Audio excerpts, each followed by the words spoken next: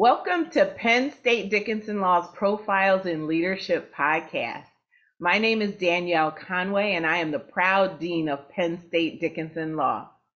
I have the privilege of guest hosting today's Profiles in Leadership podcast, as I am sitting in for my amazing colleague and creator of the podcast, Associate Dean for Research and Innovation, Darrell Lim, who also holds the H. Laddie Montague Jr. Chair in Law. My guest hosting duties today provide me the opportunity to be in conversation with the indomitable Justin Schwartz, who was named Penn State University's permanent Executive Vice President and Provost as of May 1st, 2023. He served as interim provost since August 2022, and before that, he was the Harold and Inga Marcus Dean of Penn State College of Engineering. Welcome, Justin, to Profiles in Leadership. How are you? Great. Thank you, Danielle. It's great to be here. Appreciate the kind introduction and the opportunity to have this conversation with you today. It's always good to see you. It's great to see you. And just so everyone knows, Justin is my boss, and he's a very good boss. And so this is a pleasure to have a chance to just pick your brain. And so I want to start at the beginning. So when you were daydreaming as a child and you were coming up with what you wanted to do in your life, was one of those dreams to become provost? I would have to say no. Not sure exactly how old I was when I knew what a provost was. Probably first heard about it, so middle schoolish. No, my first daydream job is still my daydream job, and that's to play third base or catcher for the Cubs. That was always goal number one. And then, ironically, when I was little, I probably, other than baseball, my first dream job was probably to be an attorney. My best friend growing up's family was a family of attorneys. He's a practicing attorney now. But I grew up in a family that was really heart and soul academic.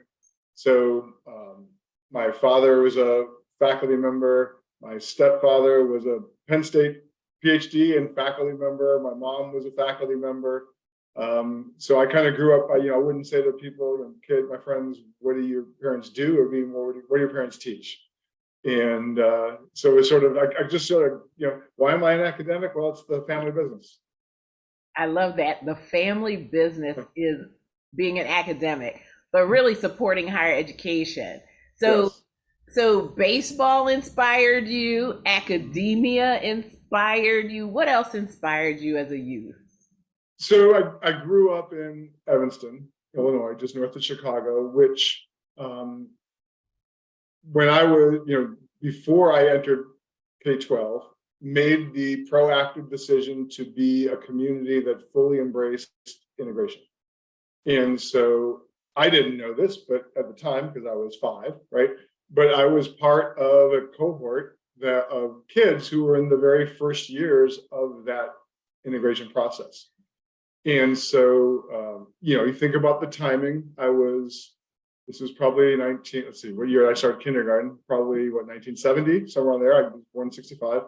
And, when you're really little, anything that happened before you were aware of it is history. Right. So I didn't really, when you're 5 and 6, you don't really understand the context of immediacy. And so for me, it was natural that growing up throughout K-12, starting, first full day, because kindergarten was half day back then, we would have Martin Luther King's birthday would be a school holiday, and we'd have a big assembly. And it was just sort of natural to me to learn about Dr. King. And so, I would say that it just sort of grew up with that presumption that the whole, you assume as a kid that the whole world sees things the way you're being exposed.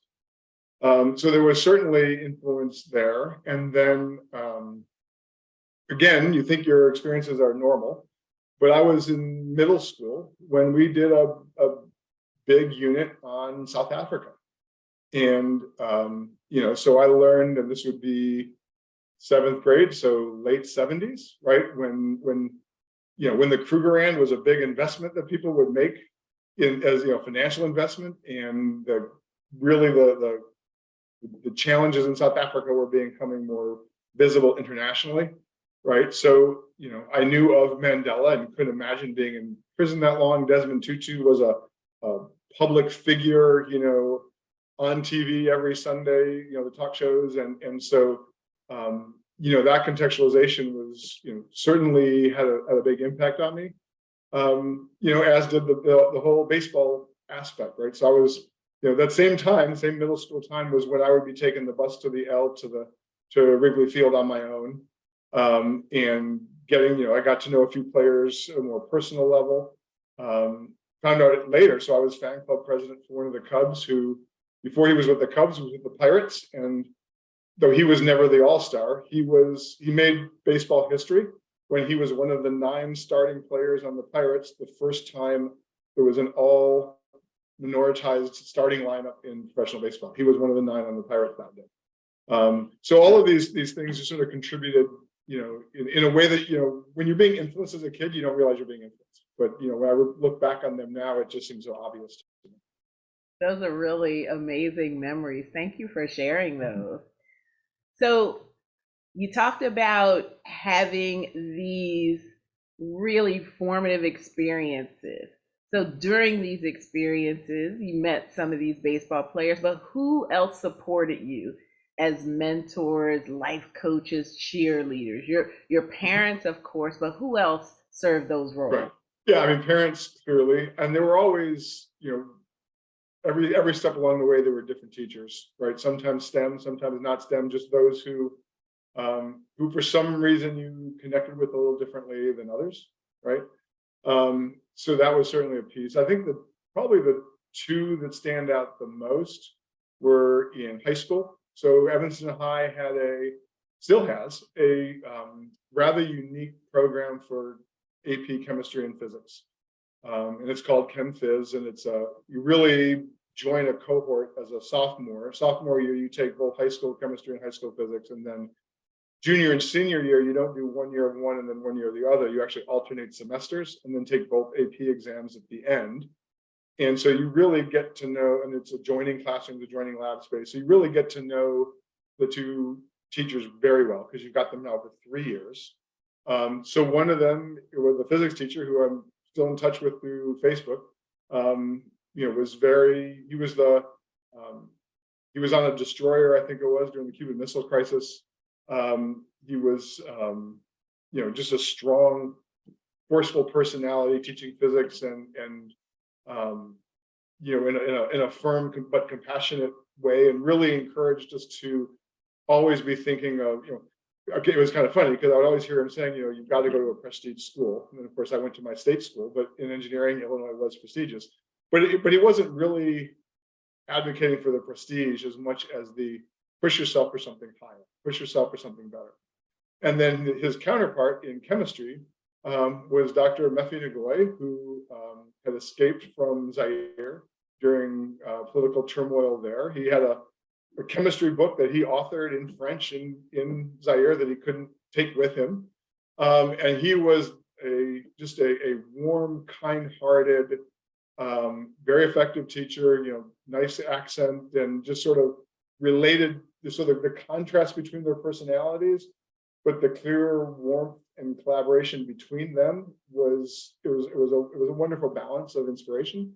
So I think of them often and really feel like, of all the teachers I had, they were the 2 who I would say really knew who you were, right? And part of it is, of course, 3 years of 3 years of double block sessions every morning, right? So there's a lot of it is just simply that interaction theory, but just really showing, one driving you to do better and one with this backstory of overcoming really was a wonderful contrast.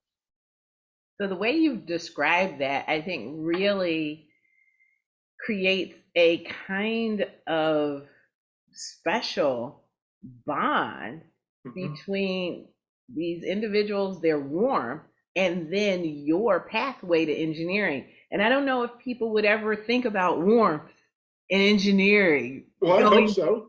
Right, going together, but. And no offense, they probably have the same amount of lawyers too. They probably do. But I think that's spectacular, because one of the questions I was thinking about was what called you to the field of engineering, but it seems like there was this handoff, there was this shepherding of you into the field. Yeah. And so as you were shepherded, what stood out from those mentors and leaders about, or those mentors and supporters, about how they were leading and how they were leading you and others into the field? Yeah. So the movement into engineering was probably less thought out than it should be, to be perfectly honest. So, I mentioned my parents were academics. So my mom was in special ed, my stepfather was psychology, my dad was the one in engineering. But I had always been, extremely strong in mathematics and science. So it was just sort of the natural pathway to go, right? It really wasn't, I'm going to sit down and think about these 8 professions. The appeal of law was the impact, right? It's just the TV glamour, part of it. But so that piece of what made me think about being an attorney when I was young was, again, how do you have impact on the world, change the world kind of thing, right? So much in this country, change really does come through legal action, right? There was the balance between the marches and the Civil Rights Act, right? And it wasn't one or the other, it was this, right? That really made the change. You could march forever, but until there was legal action, nothing happened. You could march in Soweto, but until there was a discussion, right, between Mandela and de Klerk, there was no change, right? So that sort of piece of the law, it wasn't the desire to spend, I have no idea how many hours your students spend reading case law. It wasn't that, right? It was what's the impact I can have with it. And so that's always really, I like to say there's multiple pathways to engineering, and many, and more so in my generation and the current, many go into engineering from that hands-on passion, right? I just always tinkered with things. I always built things. I always took things apart. I always imagined new ways of doing things, right? But then there's the other side, which I think has been growing with this current generation of, I really want to have a sustainable world, right? I really want to improve medical technology, right? I really want to be able to do something that would have saved my grandmother, or saved my dog, or make my car more efficient, and have safer food, right? So it's much more, I think, of an impact tool now than it used to be. And to me, it was always that balance. And so, it's funny you ask about influences. I hadn't actually been in touch with my doctoral advisor for years, probably decades. And last week I got an email from him because he's retired. He lives in Maine, and his neighbor is a Penn State engineering alum, and saw the announcement about me in this position and showed it to him. And he reached out to talk about, just to say congratulations, and let me know he was in Maine, and he was reflecting on some of the early work that we did together when I was in grad school. And so it was a reminder of the work I did in my graduate work sort of put me on a trajectory, right, in terms of the research I did. And it wasn't linear, right? It was, but when I think back on it, it was always from that perspective of being told to do something for the impact it will have, rather, which in that way, I'm much more of the engineer, and I'm much less of the scientific, that doesn't make sense, let me understand this, now let me understand the next piece. But I'm much less of that scientific pursuit and much more of that impact driven application pull. That makes me think, frankly, about one of my very good friends in Hawaii. His name is Walter Michelle, and he's an engineer, and I respect him so much because his approach to engineering was always, I need to be part of fixing things, right, providing solutions where they are necessary, and then making things work. Right. And that was my understanding through him of what engineers do. And so I love this connection between that and impact. Right. And approach. Yeah. Right. And it's very much of the way I think about things comes from that original graduate work when it was in the systems division, was thinking of the whole system, right? If I could write, we have all sorts of different policy categories at Penn State. We have academic policy, administrative policy, right? If I could just have, policy JS 1.0, it would be very simple. It's like, do what makes sense, period. End of sentence. Just do what makes sense, right? Now, sometimes what makes sense isn't what you would initially think makes sense because you consult with general counsel and they say, oh, no, that doesn't make sense, even if it sounds like it does, right? So you have to factor in all the pieces to the logic because it's a system, but ultimately just do what makes sense. And people will generally gravitate and accept your decision if you're doing this is what makes sense to me, and this is.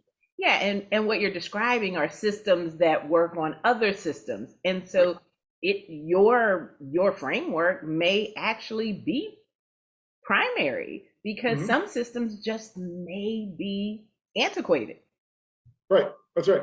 And often the conversation you'll have to start with people is, what we're doing now was based on decisions that were made a while ago. And when those decisions were made, they made sense. Right? This is built on a legacy of a series of good decisions that in some, and with the evolution of society and the university and, federal regulations, whatever is influencing it, it no longer makes sense in our current context. Let's start over. Right? Kind of compare it to a game of Tetris, right? Every decision you kind of make along the way is the best one you can make, but in the end, you got to start the game over because it just crashes. So I'm really getting a full picture of how you became a engineer, a prolific scholar in engineering. What made you transition from the active doing of engineering to the leadership role of dean? So that was, it's funny you asked that because when I was a kid, my stepfather, the psychology professor from Penn State originally, or from his doctoral work, he used to always joke around and say, well, anybody that wants to be dean won't be a good one, and never trust an administrator. So here I am, right, as he rolls over. I got after accomplishing a lot of my own research goals, I started thinking about how to have that sort of broader impact. And that's really what first led me to then move to become a department head. Right? So I moved from Florida State to NC State to be head of material science. Because I saw that ability, the idea of in leadership of helping people connect in a bigger way, right? I had always enjoyed when you're a faculty in an R1 research university, right? You see your students come in as freshmen, and then they graduate, and you see that progression. They come in as a beginning graduate student, they work up and become a doctorate and become really a colleague, and you see how they advance and progress in that way. And then in department head, you basically go to that next step up practically, right? And you see your faculty that you bring in or that were there really progress and grow into their own leadership roles, right? And you try to create a system that helps basically helps get their obstacles out of it. It's really sort of the job one in some ways, and to help them connect on the bigger level.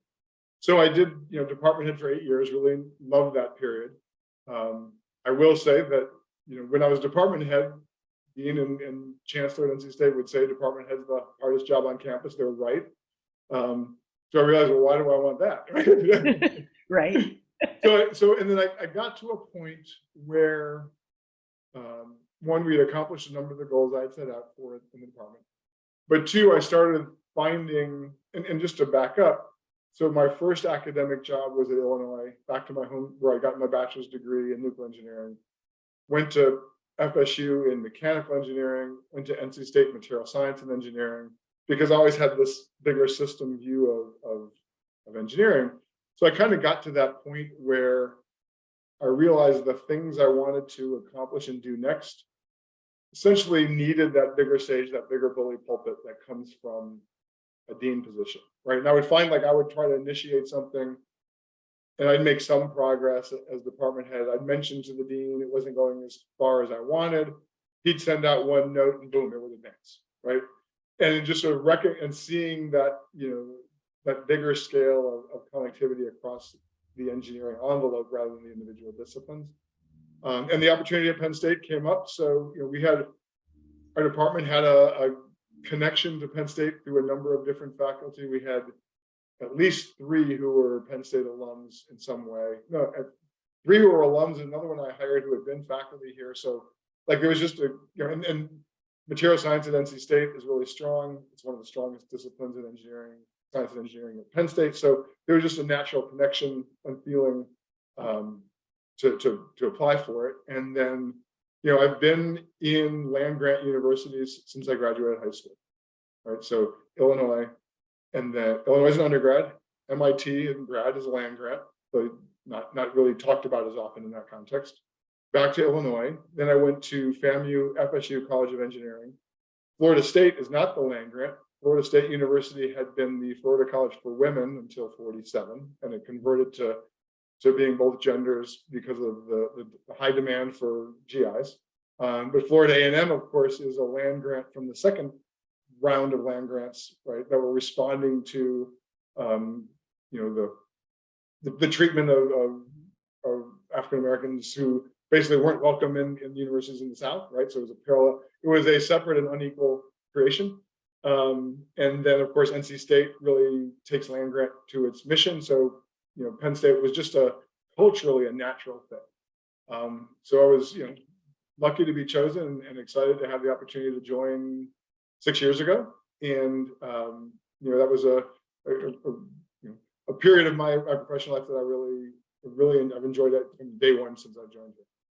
Yeah, Penn State is a really great place to teach and learn, and then to develop, particularly as an administrator. And so, what lessons have you learned from our fantastic students, staff, faculty, administrators that are helping you lead as an executive administrator? Yeah, I think one of the most important lessons, and it's sort of one of these, you can hear it and say it at any point in your life, but it's more of the perpetual experiential reinforcement, right? So I'm not saying when did I learn it versus to sort of absorb it more and more.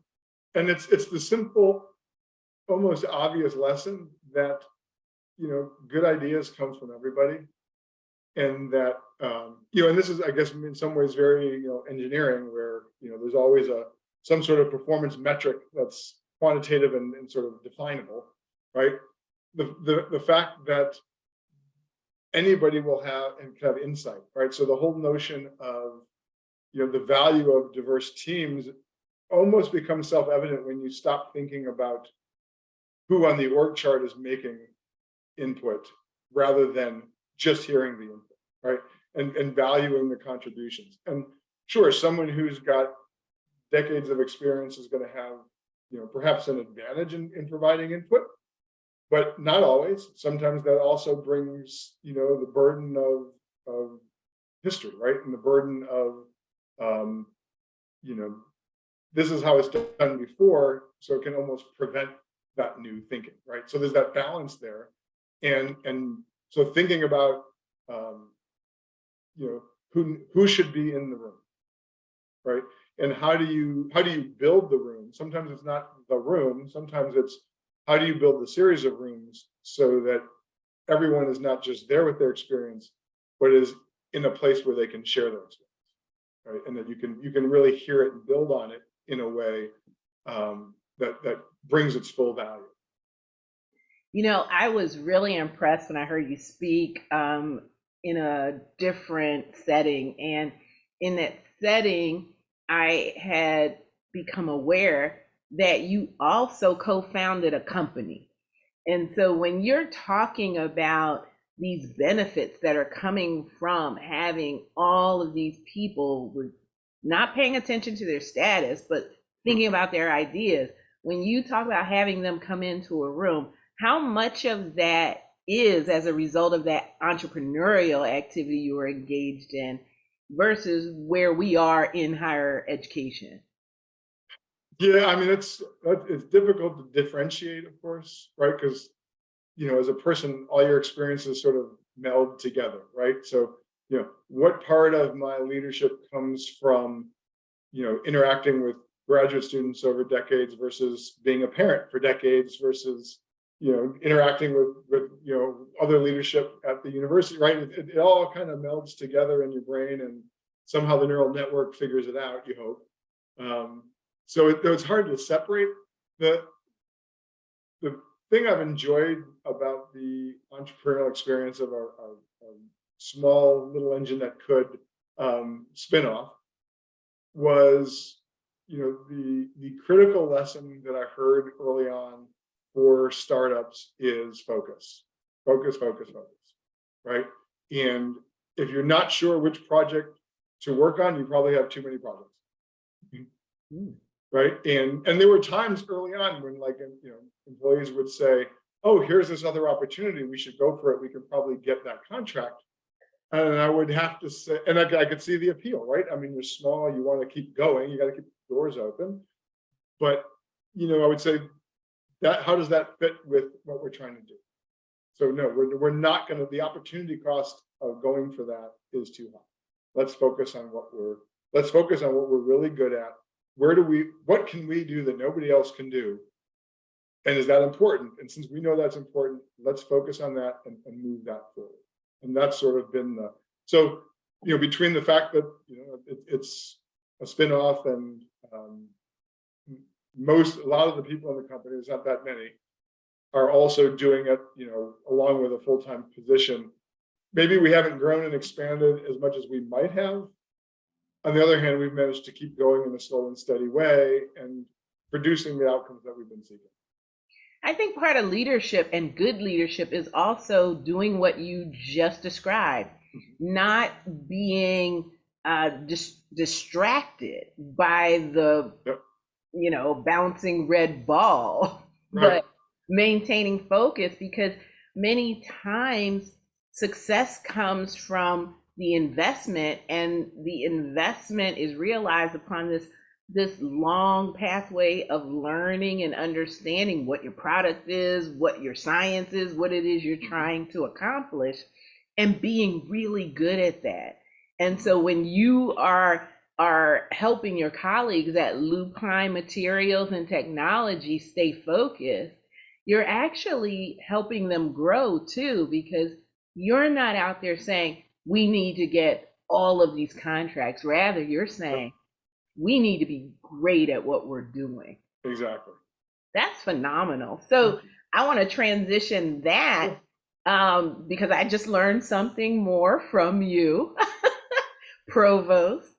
How then do you stay focused on Penn State University and what you want your colleagues to do as well when there are all these amazing things out there? How do you keep us focused? Well, I think you're making an assumption that I have. And I'm not so sure I would say how fully I've succeeded on that. I honestly, to say, the direct reports to me, the deans, the vice provost, the vice presidents, I don't think they need my help to stay focused. Right. I mean, I think you are, as an example, are laser focused on Penn State Dickinson, right? And the missions that come with being a dean of a major law school, and the missions that you've brought for your own personal professional goals, right? Those two have melded together, and I don't think you wake up any day thinking about something else on the professional side. And I think that's true of all across the leadership team, right? I mean, I think our deans are focused on their colleges, and the vice provosts are focused on their areas of responsibility in a way that, one of the things I think that's really truly great about Penn State is that we wake up with that laser focus, that understands, that if we want to go far, we go together. And that key role of working together and partnering together, and how we can bring, two disciplines that people may say are completely disparate and can never work together, and suddenly create something that has, harmony and balance in a way that people wouldn't have imagined was possible to be successful, right? So, in my first year, we started a law policy engineering initiative. right? And you think about the way I used to describe the challenge was you take an engineering faculty and a law faculty and you look at their business card, and the business cards look the same, right? Except one says professor of engineering, whatever discipline, one says professor of law, right? They have the same Penn State logo, right? Everything else about their day is different. Everything, right? So engineering at Penn State has 10,000 students, over 8,000 undergrad, a few thousand grads, some are masters, some are doctoral. Law schools are they're JD, they're LLM, they're significant amount of time in classroom, right? Classroom, but very much of a sort of a lockstep cohort kind of program, right? Very little undergraduate interaction, if any, in some cases. Really very much that professional degree. Engineering scholarship is really that creative research of creating something new, go raise money to do your research, to support your grad students, publish. And while law faculty certainly have the publish piece, right? It's a very different type of creative activity. I'm not saying it's not creative, but it's just different, right? So, the oversimplified version is in engineering, you start with prior art and you look to intentionally change prior art to create different prior art. Whereas in law, you start with prior art, right? And that's the basis for the argument you make. It's almost like a continuity of prior art rather than a transformation of prior art. Now, that doesn't mean there haven't been, a long history of brilliant legal minds who came and said, well, here's what's wrong with that prior art. Let's relook at it and start over, right? But when that happens, it's national news, right? It's the end of Plessy versus Ferguson, right? It's the end of Roe v. Wade, right? It's a landmine. And one of the considerations there is always, but do we really want to change something that's been around so long, right? Whereas in engineering, nobody said, what do you mean we're getting rid of outside latrines, right? What do you mean we're going to have indoor plumbing with clean water? Nobody questions that. But in law, there's always that fundamental question of, are we really ready to change precedent? So such different mindsets and cultures coming in. And to me, that's where the value of the initiative is, right? It was the recognition that we have advances in engineering happening on a time scale that's just fundamentally faster than typical transformations in law and policy. And I separate those two.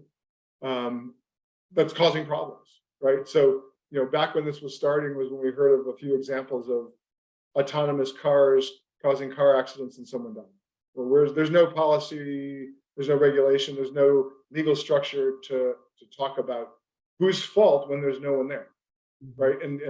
But that was just one. We quickly came up with a list of like 20 different areas of technology where it mattered, right? The other end of the spectrum, we have law and policy built for nuclear reactors based on the technology of the 70s, right? And now we have emerging technologies that's 50 years newer, for which those structures just don't work. And so how do we, so it's both ends of the spectrum, but this need for, let's think about how to talk the same language, right? And think about the problems completely differently, but together, right? So that we could understand how to advance the impact in society. And so it was sort of bridging together what I do and what I dreamt of as a kid, right? Let's bring it together to see how we can actually make change. Yeah, that's a really exciting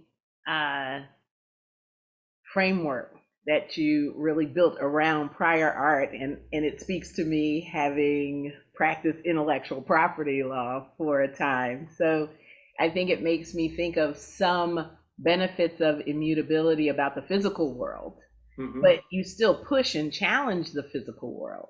Right. Whereas sometimes in law, we look back, and because of our desire to replicate tradition, we don't think about pushing that prior art beyond what some may call immutable concept. And so I think we actually in law have a lot of room to grow in that way. And maybe that's part of what we're experiencing today too, this fear or this excitement about what change means in law. Right. And engineers seem to embrace it. So I think we have something to learn from all of you. So speaking of learning again, we have a new president, a new leader at Penn Yes. State University. What have you learned from working with President Bendapudi? Wow, how much time we got left? It's been, truly a pleasure, both from the interpersonal and the intellectual and the learning piece to work with President Bendapudi. One thing that's made it, the first thing I learned over the first few months as interim was truly how aligned we were in where we thought the university needed to go, right? And what was important, what the priorities were. That was the nice thing about having that interim window, right? Because, as a president, she needs to have a provost who has that alignment and, is going to help advance the mission and the goals that she set. So let's see, what have I learned from her? There's so many different aspects. One is, she came up having been president Louisville. So she walked in with that presidential experience. And for me, of course, it was the first time in that, executive vice president level. So that I was in a new room, right? And so, learning sort of day to day how a president has to view the university again as a system, right? And so I had that system background, but I hadn't really understood fully the university as a more complex system, right? And how to think about how one decision can have so many different interpretations, right? And so really thinking about not just who you're listening to, hearing from everyone, who you're listening to, right? How you assess who to listen to and how to balance the different inputs that you get. But then also the importance of really thinking at every level of how am I going to kind of communicate the direction we're going, the decisions we're making, so that this unlike any other university, we're in 24 campuses and world campus around the globe, right? We have the broadest range of stakeholders, I think, of any university out there. We have fantastic engaged alums who are paying far more attention to Penn State than I think alums at other universities are paying to their alma mater. So it's the complex world of Penn State. I really learned, even though she was coming in from the outside, appreciated the way she approached that. I think I learned also, we have a large board of trustees that are really engaged and really strong leaders across a host of areas of society, who are all very committed to Penn State's success. And so learning how to really include them in how we think about advancing the university, I think has been really very, very good to see in action on a day-to-day basis and learn from her in that regard. And seeing her passion every day for a few really strong mantras, right? It goes back to that, it's one thing to say a small business of 5 employees should have one mission, right? But she's exceptionally good at really making sure that everything we do connects to 5 primary goals, right? And you don't have to say, well, that doesn't fit into the goals. You just keep talking about this fits in the goal, right? And getting people to think about, okay, I love what you're thinking. Show me how it maps to one or more of the 5 goals, right? And when you can do that, right, then we see how it fits into the system. But then you also see how what you're all talking about doing is going to connect to what somebody else is doing somewhere in the university in a way that's mutually enhancing. So I feel like I have an unfair advantage because you're always available to me as a dean and to my other dean colleagues. What are those goals that you want to press as they map on to President Bendapudi's goals? Right. So, goal number one that she put forward is student success. And I think it's really important that I don't think any university says we're against student success, right? It's kind of apple pie. But really putting the meaning behind what student success is, right? Is it graduating on time with minimal debt? Absolutely. That's access and affordability. But that's a necessary but not sufficient condition, right? It's graduating, having had experiences at Penn State that are also co-curricular, that prepare you to be, the most qualified for whatever you want to do next, right? Whether that's professional experiences like internships with industry, or experiences for professional students within their discipline as they mature. It could be law clinics, right? But it's also co-curricular activities that give leadership opportunities that may not be in discipline, but provide that leadership experience, that team building experience, right? That recognition of the value of diverse voices because you were involved in FON or something, right? So that totality of the co-curricular experience that integrates in with the curriculum. So Neely talks about, the curricular co-curricular mapping, right? So that, maybe you have a research experience during the academic year, you have an internship in the summer, right? And all of this prepares you to be a better chemical engineer, right, when you graduate. So that part, but there's another critical piece of student success that we talk about, and that's, you could holistically call it a wellness element, right? So wellness is financial wellness, right? So minimizing debt, but also financial literacy. So when you start getting that first paycheck, you understand, that some of it's going to the federal government, some of it's going to the state government, right? Some of it may be needed to pay back the debt, right? Some of it may be going, you should start, saving for retirement, even if it's a small amount every day from when you're, right? That whole understanding the financial and economic system of our society so that you leverage your career and your positions early on, right? That's a big piece. And then another big piece that we're talking a lot about is, how do we advance the mental health and mental wellness of our students while they're in school to prepare them for life in the, I hate to say real world, because you're a student, that's a real world, right? What's happening to you today is your real world. So I really hate it when people say, oh, you're in a university, not the real world. Well, we're a $8-point-something billion organization, we're real world, right? We have a lot of employees, it's real world. We have students, 90,000 students, it's real world. But helping them, trying to build the infrastructure of support, right, for the total wellness of our students is, another key piece of that goal. And then, the other, and so that's something that we're spending quite a bit of time thinking about as we, we're talking through phase one of building out how we're going to approach Neely's goals. And then in phase two, which will be this academic year coming up, we'll translate that into a strategic planning process, right? So we're right now, we're building that framework that becomes the strategic planning process in the fall and spring.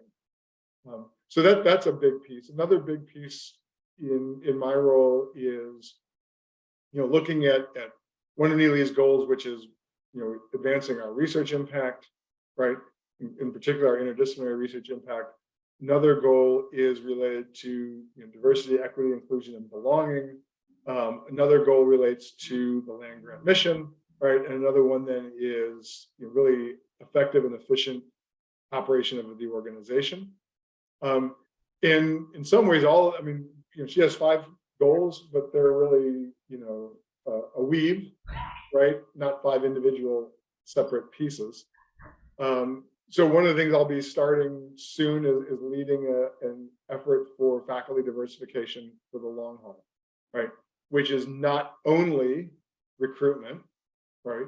But it's also retention and it's also advancement, right? And there's a difference between retention and advancement, right? In terms of thinking of the faculty trajectory. So thinking about how to do this in a way that goes to the core of building a community that celebrates diversification and inclusion across our populations, right? And is this about increasing, the numbers of African American and Latinx faculty and staff and students? Yes. It's also about first generation students of any demographic background. It's also about what we call adult learners who are coming back, maybe 10 or 20 years after having a prior career.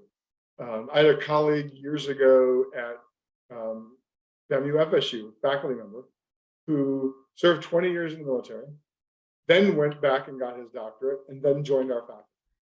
And he brought a completely different approach and perspective to our faculty that was terrific, right? And really enhanced our students' experiences, our faculty collaborate. I mean, he just brought a different view. And this was a white man, right? I mean, this is, which was really irrelevant to the conversation. So thinking about how we, recruit, retain, and advance, a faculty that's fully representative of our community.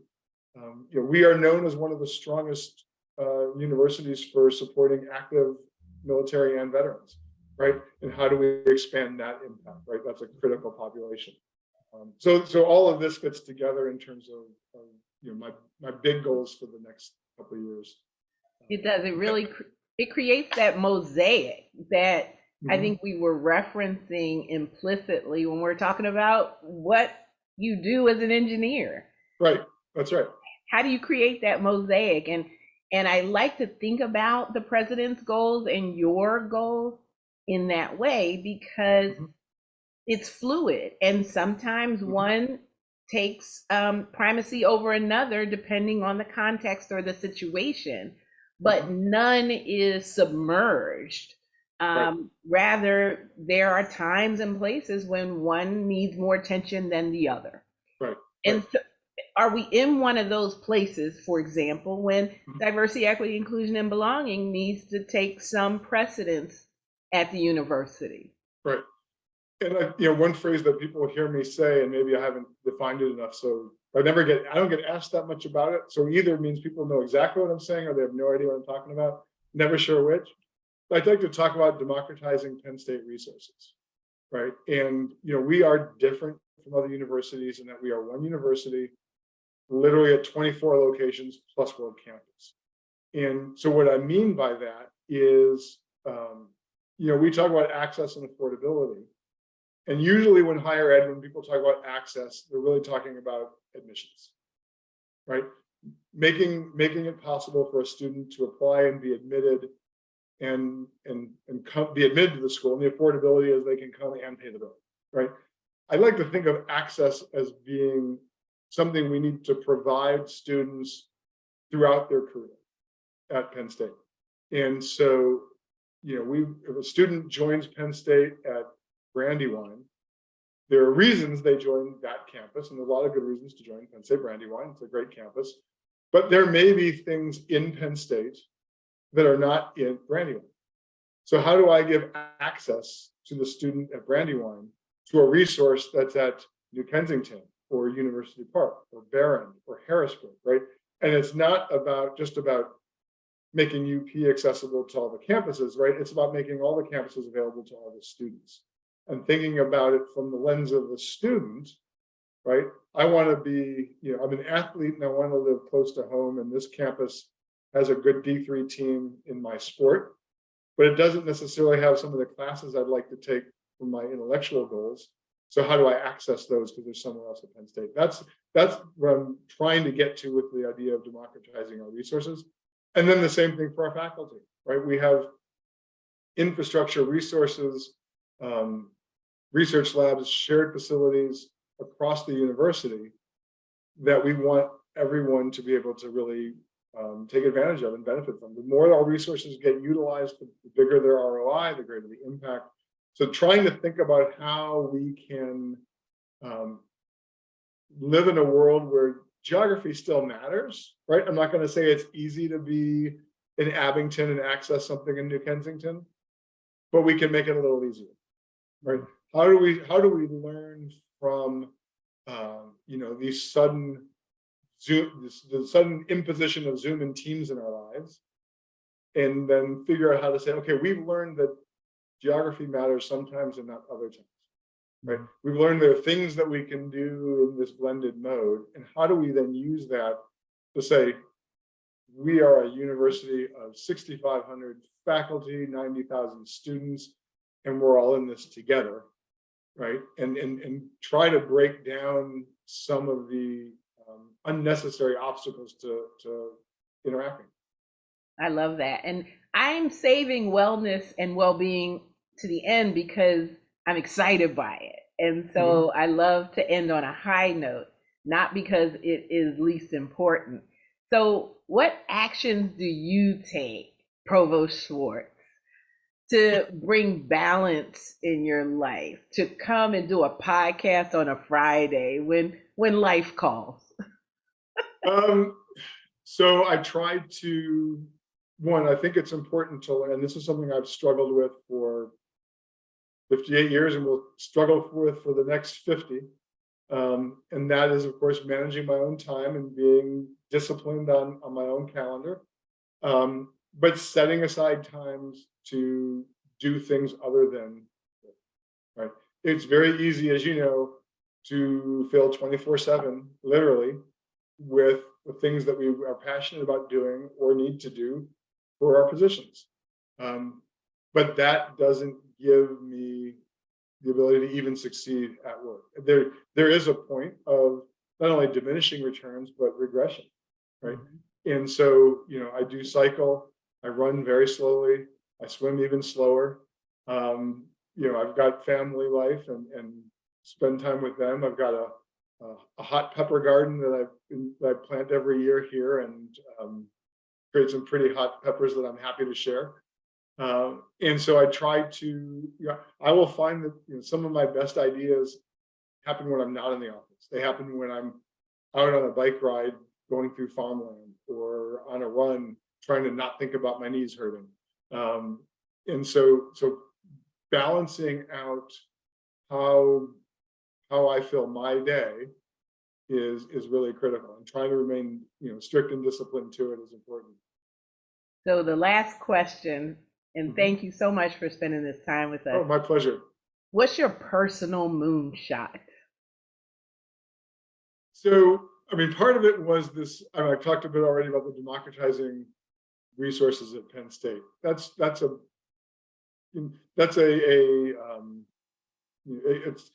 goal that one day will be accomplished, right? There'll always be a drive to do that. I think same thing with truly equity inclusion. It's the bending the arc of history, right? That we try to just consistently get better. I like and I'm trying to remember the seven Socratic rules for oneself, and I've got them. I'm trying to find where I put them. That I try to think about. I'm very much I'm a quote person, right? So you'll see my signature block always has a quote. I'm always changing it. So like Socrates' 7 spiritual principles, right? Those go back thousands of years, right? Know yourself, ask great questions, think for yourself, challenge conventional wisdom, grow with friends, speak the truth, right? And then the one that confuses, strengthen my soul, which really means make yourself more authentic, right? So I try to think about, where am I in the arc of achieving those 7 principles for myself, and how do I serve better in my role if I just focus on myself, right? Rather, sometimes you can help those around you improve themselves, not by telling them how to improve themselves, but by just improving yourself, right? And I've had people comment to me, seeing or knowing that I'm, doing a long bike ride on the weekend tells them, yeah, I can. If the dean or the provost can find balance, then I should be finding it, right? And we think about, okay, in our roles, dean, provost, we are, role models in different ways, right? And we hear often, I hope you've heard, right? Everything you're doing will be watched. This is Penn State. We're always under a microscope. But it's not just be careful what you do because the world is watching. It's be proud of what you do and be human, right? So that the people around you know that it's okay. Like if Dean Conway can be human, I can be human, right? So when we're on the stage for graduation and you're getting up and it's not your turn, I can push you away, right? Say, go sit down. And if it was the other way around, you'd have done the same thing to me because we're just human. And it was funny too. It's like, it was funny, yes. I'm not supposed to speak. Sorry. Well, that's a really good point to end on. It's channeling our humanity and our interdependence. And Right. to me, that's the aspiration of we are. How do we get to that level of humanism within the Penn State ecosystem and to make sure we're always striving toward that? So Exactly. Thank you so much for doing this. I've had the opportunity to sit with our Executive Vice President and Provost Justin Schwartz on the Penn State Dickinson Law Profiles and Leadership podcast. Thank you so much for joining us. Thank you, Danielle, for the opportunity. It's been a pleasure. I hope you have a great weekend. You too. Take care. Bye-bye.